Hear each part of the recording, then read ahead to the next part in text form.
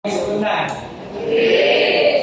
nalayo ng Diyos nga nagalapuwi sa akong pinagili nga nagahimo ikaw sa pagsimba sa iyang langan karon gabi. Amen. Ang letter sa akong pulong sa Ginoo nga akong i-share sa akong tanan umaok ang thankful giver o mapasalamat nga sa naon. Makita ang story sa Luke 17 verse 11 and 19. So before tayo continue, let's pray. Dear Heavenly Father, we thank you for all the blessings that we receive every day, for the gift of life and good health. We ask your holy presence, dear Father, as we study your word, and may this be our guide as we keep our faith in you. May we always have thankful heart for all the struggles and experiences. This for we ask through your Son, Jesus. Amen. Mga isultan, sa atong pinagbuhin karon, dali rin na makalimot sa pagpasalamat. Dali rin na makalimot sa pagpasalamat. Isa ay muampo tapon na ay pamayukon or giginahanglan.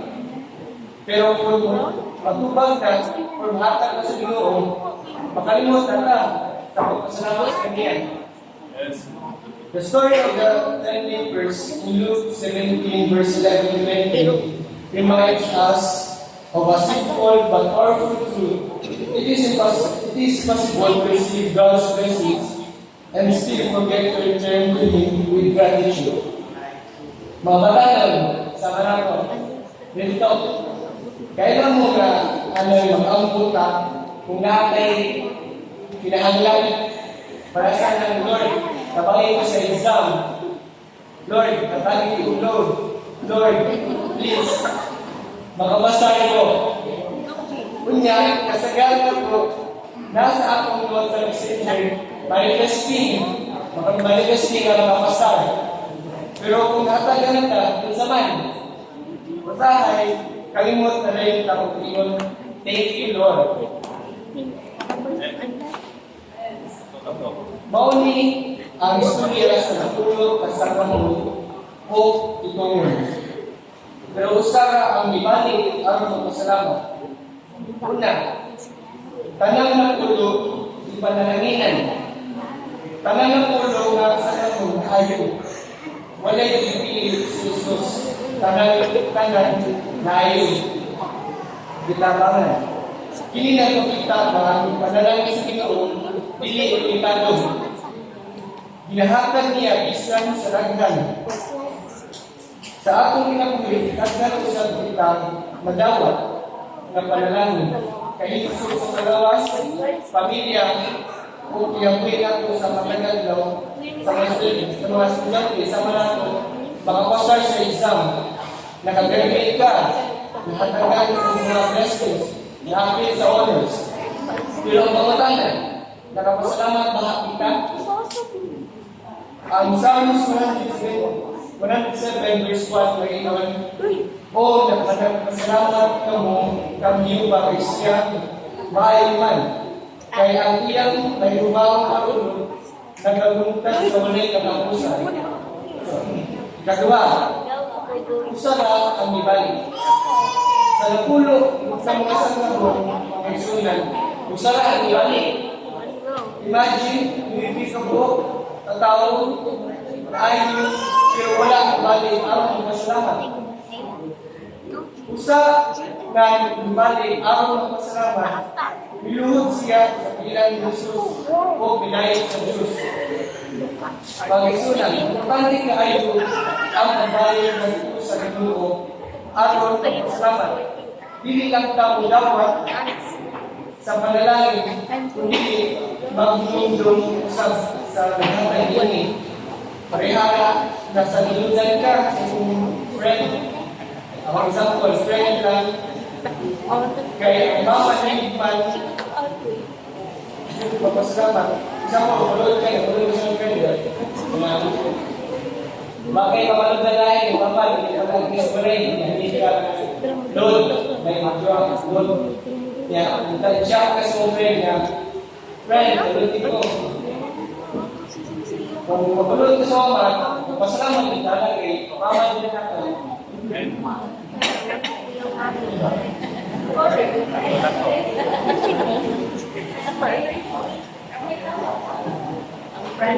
So, ang Luke 17 verse 15, ang ingon, kunya, sa kanila sa iyang pagpakita na siya maayon ibalik kung sa mapusong ng ilog na nadayin sa Diyos.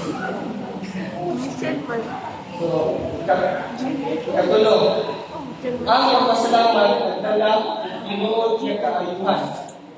Si Jesus ingon sa usan ng ibalik, your faith has made you well. Ang uban na ayon sa kailawas, pero ang isang nanibalik, araw magpasalamat, nakadawat o mas lawong kakaayuhan. Ang espiritong ayon, naayon ang kasinasing ng espirito. Dilitan ng bless, fulfill, pero ang salamat mas manimayon. Ang pagpasalamat, hindi lang para sa atong magba, kundi para sa kasing-kasing. Ini, nagpalaong sa atong relasyon sa Ginoo. Maringon ang 1 Thessalonians 5 verse 18, pag mamasalamat ka mo sa kanang ngayon, kay kini mao ang pagbuot sa Diyos biya kong Kristo alang na inyo. So, kaupat, how to live a thankful life? Una, masalamat isang gagmay na utang. Pada sa ng wifi, pagkaon, mga friends, pamilya, atong ginhawas kalubuti, sama sa kanyang saslo, matagunitan. Wala na ito ibayan, pero gabay sa inyo. Libre ra lang, pero importante kayo. Labi na ang maayong panawas. Kadua, pasalamat bisan lusod. Pagpasalamat bisan kapistanan. Exams, problem, or stress. Murag ka mo, pero hindi ka mo. Pasalamat niya ako na ito. Ang struggle mo, kung napo ka ng mahimong success story, kami ko ito. Ikatulo, ayaw na thank Lord. Hindi lang, Lord, please, manifest to Lord. Dapat ay Lord, thank you. Ang pasalamat, ang palikod sa atong pagturo niya sa Ginoo. Ikaw pa, ipakita sa buhat. Be kind, help others, share blessings. Kung nakagawa kita o panalangin, mahimusap kita nga panalangin sa uban. We never know na kita o ang atong tabang may answer sa prayer sa atong isip na tao. Ang Psalms 100 verse 4 na ingon, sumulod ka mo at kasi iyong mga anakan uban ang pasalamat o gato sa iyong mga sabang uban sa pagdali. Ihatag ang mga pasalamat ng tulad niya o break ko ninyo ang iyang anak. So in conclusion, mga isunod ng mga tanong, ikaw ba ang isang nalibalik o apil ka sa siyang nakalimot? Ayaw na kami ng tuminatulog sa pagpasalamat. Start now, start small. Kaya ang pinag-alog na sinisihin kang kung unsay imong nadawat, kung unsay pagtulo sa Ginoo. Gratitude is not just saying thank you, Lord. It is just living a life that remembers God in every situation. When we develop a thankful heart, we don't just see more blessings, we experience more of God. May God bless us all.